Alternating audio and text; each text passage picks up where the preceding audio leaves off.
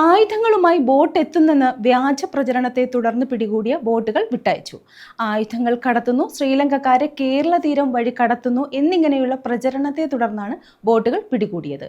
കൊല്ലം ശക്തികുളങ്ങരയിലും boat പിടികൂടിയിരുന്നു. എന്നാൽ വിശദമായ പരിശോധനയിൽ പ്രചാരണം വ്യാജമാണെന്ന് തിരിച്ചറിയുകയും ബോട്ടുകൾ വിട്ടു നൽകുകയുമായിരുന്നു.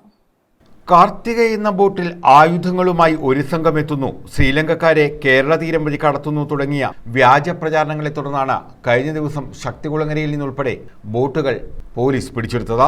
മത്സ്യത്തൊഴിലാളികൾ ഇത് സംബന്ധിച്ച് ആശങ്ക അറിയിച്ചതിനെ തുടർന്ന് ഉന്നത പോലീസ് ഉദ്യോഗസ്ഥർ ഉൾപ്പെടെ പരിശോധനയ്ക്കിറങ്ങി.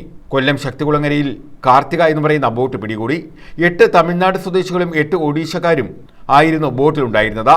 തമിഴ്നാട്ടുകാർ ശ്രീലങ്കക്കാരല്ലെന്ന് ഉറപ്പാക്കി. സംശയങ്ങൾ ദൂരീകരിച്ച ശേഷമാണ് കഴിഞ്ഞ ദിവസം ഉച്ചകഴിഞ്ഞ് വള്ളങ്ങൾ വിട്ടയച്ചത്. ആലപ്പുഴ, അഴീക്കോട് തുടങ്ങിയ പ്രദേശങ്ങളിലും കാർത്തിക എന്നു പേരുള്ള ബോട്ടുകൾ പോലീസ് പിടികൂടിയിരുന്നു.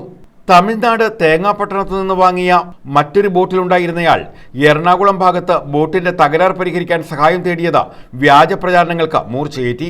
ശക്തികുളങ്ങരയിൽ പിടികൂടിയ കാർത്തിക ബോട്ട് മുനമ്പത്തു നിന്ന് തെക്കുംഭാഗം സ്വദേശിയായ ചന്ദ്രു എന്നയാൾ വാങ്ങിയതാണെന്ന് പോലീസ് പറയുന്നു. എന്നാൽ സാങ്കേതിക പ്രശ്നങ്ങളാൽ ലൈസൻസ് ഇവരുടെ പേരിലേക്ക് മാറിയിട്ടില്ല. ബോട്ടിന്റെ ലൈസൻസ് കാലാവധി 1 മാസം മുമ്പ് അവസാനിച്ചിരുന്നതാണെന്ന് ഫിഷറീസ് വകുപ്പും കണ്ടെത്തി. ലൈസൻസ് പുതുക്കാത്തതിനാൽ ബോട്ടുടമകളിൽ നിന്ന് പിഴ ഈടാക്കും. ആയുധക്കടത്ത്, ലഹരിക്കടത്ത് ഭീഷണികൾ മുൻനിർത്തി കൊല്ലം സിറ്റി പോലീസ് ബോട്ടുടമകളുടെ യോഗം വിളിച്ചു ചേർത്തിട്ടുണ്ട്. ബോട്ടുകളിലെ തൊഴിലാളികൾ എവിടെ നിന്നുള്ളവരാണ്, ഇവരുടെ പശ്ചാത്തലം എന്നിവ സംബന്ധിച്ച് പോലീസിനും ഫിഷറീസിനും വ്യക്തതയില്ല. ഈ സാഹചര്യം മുൻനിർത്തിയാണ് യോഗം ചേരുന്നത്. News bureau, Chavara.